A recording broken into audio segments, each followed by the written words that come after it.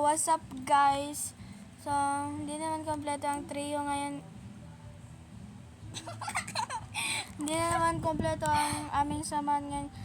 Wala kaming magagawa na vlog, na content. Wala kaming magagawa dahil hindi buo ang trio. So, may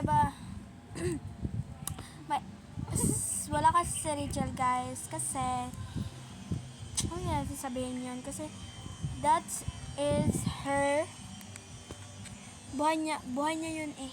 So, hindi natin pa kikialaman guys. So, pero, abangan nyo yung gagawin namin vlog. Tagal-tagal kami hindi naka-vlog. So, mga puro TikTok na lang ginagawa namin.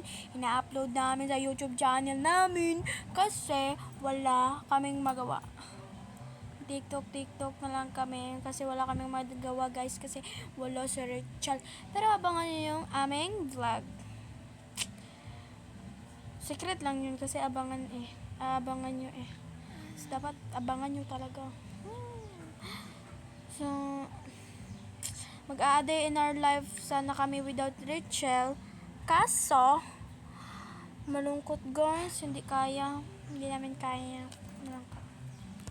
So, babayan na natin.